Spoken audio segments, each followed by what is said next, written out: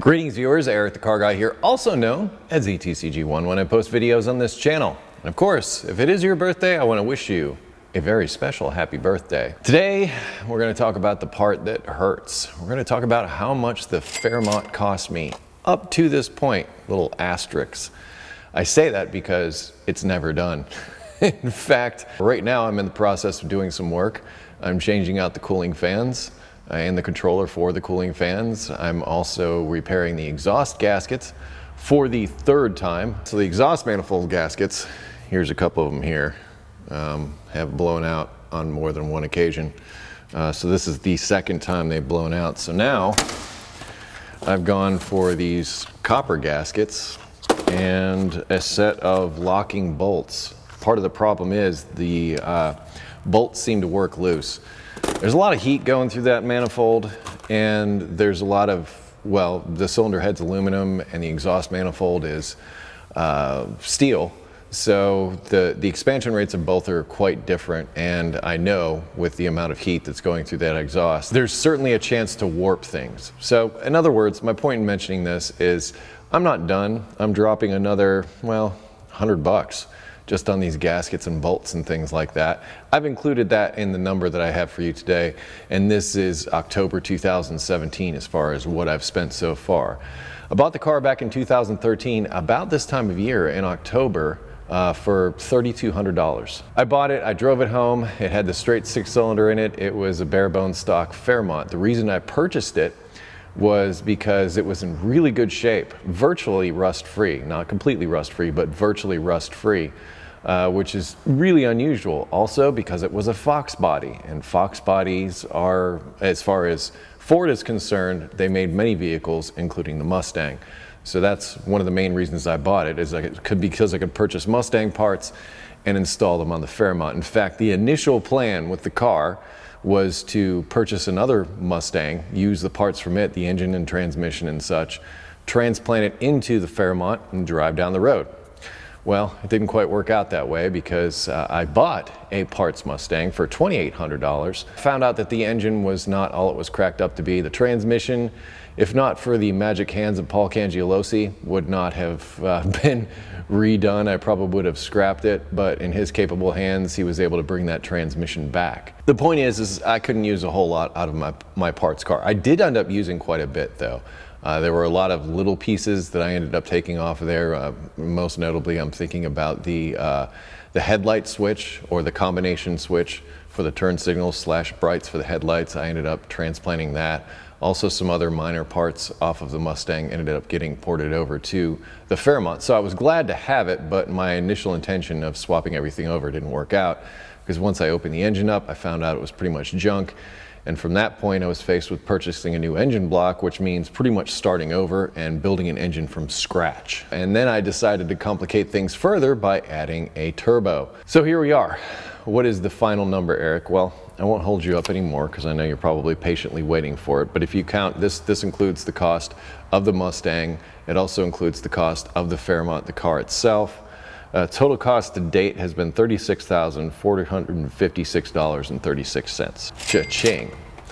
Now, did I have to spend that much? Well, not really. Had I stuck to the initial plan and not added the turbo, I would have spent significantly less, because I did do the turbo and I did have a custom built engine. And I should also add, that price is low. That price is friend pricing based on some vendors giving me breaks on some of the parts that I bought. Also the machine shop that built my engine, which I was just about to get to, they gave me a huge break as well.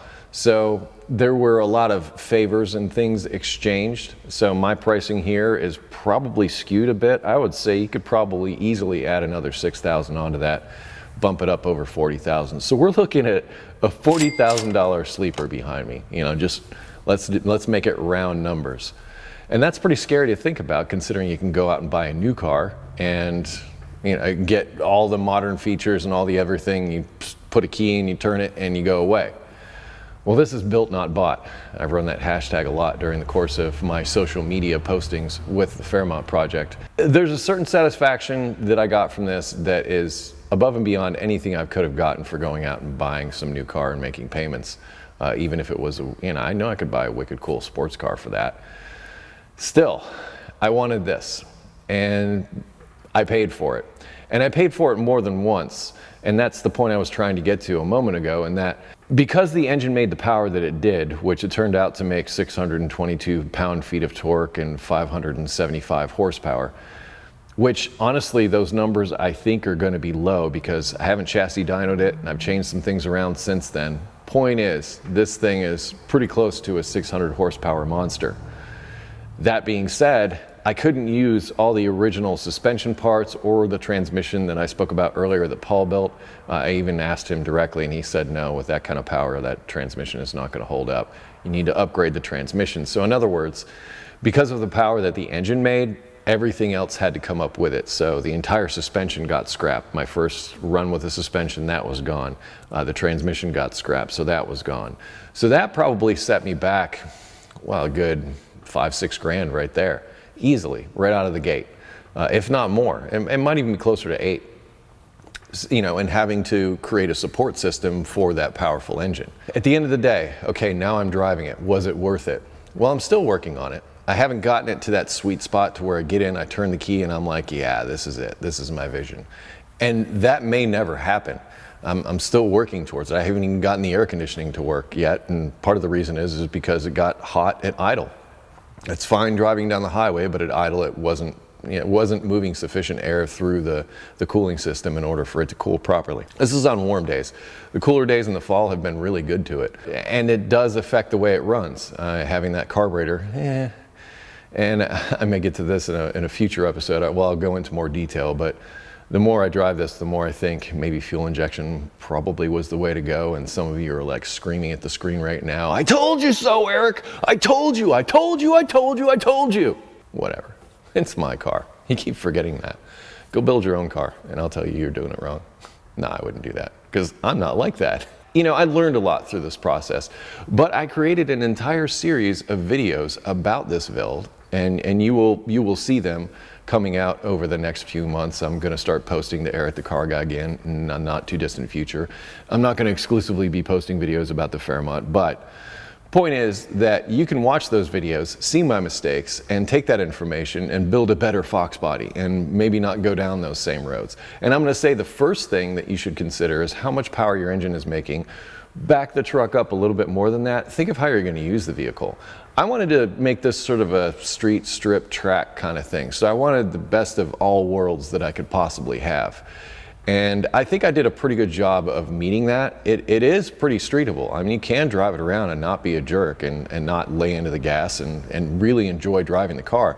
In fact, the X-Mat that I put on the inside of it was one of the best investments. It added about 200 pounds to the car, although you'll see in future episodes I made it so I could remove some of that so I could lose some weight when I go to the track. Very happy I did that because it keeps down on the heat, number one, and also the noise. So if you're thinking, man, should I do this? If you're going full on race, no, don't do it. But if you want to drive this thing on the street or whatever thing that you're building, definitely make that investment because like I said, that was one of the best returns that there was. And it really has taken the noise level down and like I said, more important than anything else, the heat, because this thing makes a tremendous amount of heat. This turbo, if these cooling fans don't do the trick, the next step is to actually put some hood louvers in and allow some heat to escape above the turbo. I've got no choice. I mean, that heat's got to go somewhere, and if I can't remove it through the radiator, well, then I got to do something else with it, especially if I want to run air conditioning. But that's the thing, I have a hot rod with air conditioning. Once I get these fans in there and they work like I hope they do, they have twice the CFM of the ones that I had in there. The other ones were not bad. It's just I make a lot of heat. Too much for the, you know, it was barely 2,000 CFM. It wasn't even 2,000 CFM for the fans that I had on there previously. Ones I'm putting in now have 4,000 CFM. They have twice the air moving power that the old system did. I hope that does the trick. But once again, this is all a moving target. So I'll get done doing these things with the exhaust gaskets and the cooling system, and then I'll have some other thing that I'm dealing with. It's how it is. So if you're going into building a hot rod or classic car or something like that, know that it's going to cost you more than you thought. And hopefully if you're building a Fox body, you're familiar with my videos about this build, and you'll be able to see some of the things that I did and make your own choices and whether or not those work for your application. So that's part of what I do as Eric the Car Guy. I follow my sword so you don't have to. At least that's my hope anyway. As far as the Fairmont, was it worth it? Well, I did save my money and I did like set aside money like after the fact, after I found out that it was going to cost more than I originally thought. And I still have, you know, some stuff going on with the Mustang. You'll find out about that in the not too distant future, but I don't regret it. I don't regret building the car at all. I love it. I waited more than 30 years to build something like this. I always wanted to see what I could do with my skills as a mechanic, as a quote unquote wannabe fabricator. And I wanted to realize a vision in some way, shape, or form. Originally, the dream was a '69 Camaro, but everybody's done those, and not to mention that that's a car that everyone would pay attention to. I wanted something that suited my taste a little bit more. You wouldn't normally give a car like this a second look, but if you see the intercooler or the tires and maybe hear it thumping down the road a little bit, you might be suspicious. But I'm hoping even then that I've surprised you. So, end of the day, cost of the Fairmont, somewhere around 40 grand, let's say, in round numbers. And still climbing. I'll keep you posted on that, but as far as October 2017, that's where I'm at. If you have automotive questions, please head over to air@thecarguy.com. That will be linked in the description. I'll also link additional videos and additional information in the description that I hope will be helpful to you. So if you have questions, check there. Outside of that, be safe, have fun, stay dirty. Thank you so much for watching. I hope to see you next time. No, I will see you next time.